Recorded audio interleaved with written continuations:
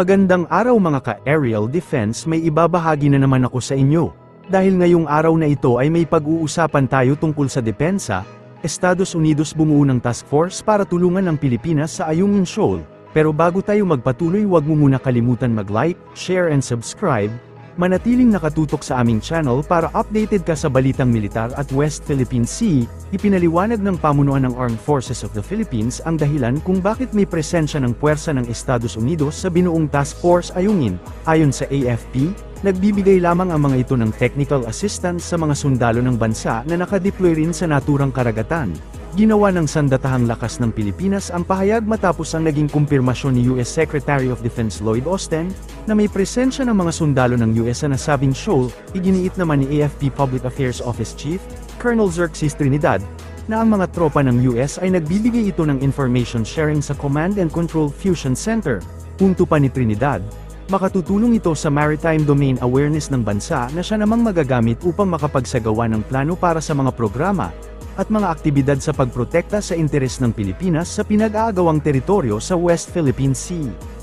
Naniniwala si Pangulong Ferdinand Marcos Jr. na malaking tulong para mapalakas pa ang interoperability ng Philippine at US forces kasunod ng paglagda sa General Security and Military Information Agreement.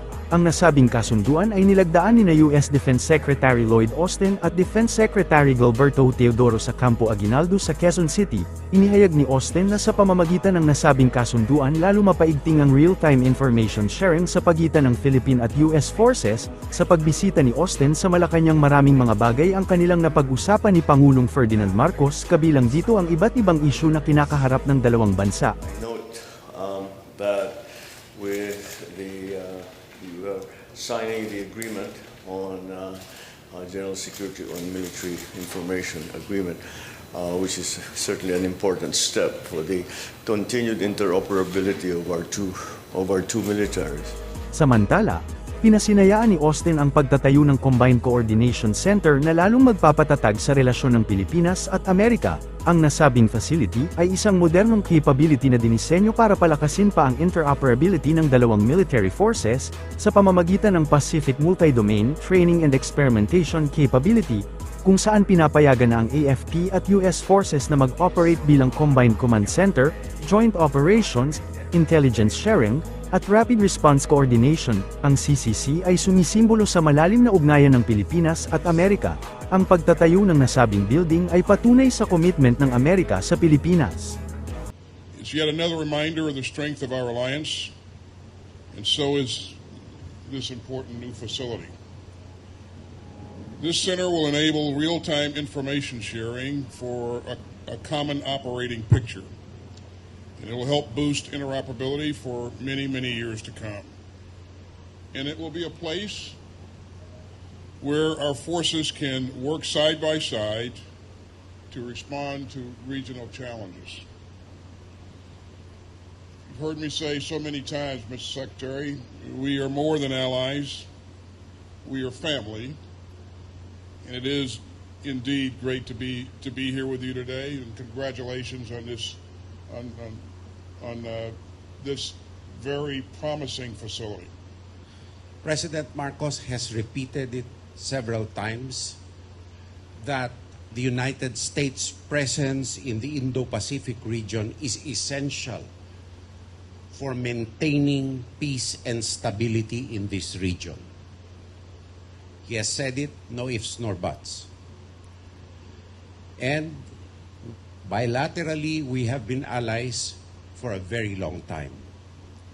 We continue to engage in valuable partnerships with like-minded nations. That is on our level. And on the operational level, we have the inauguration of the Combined Coordinating Center now for a unified picture of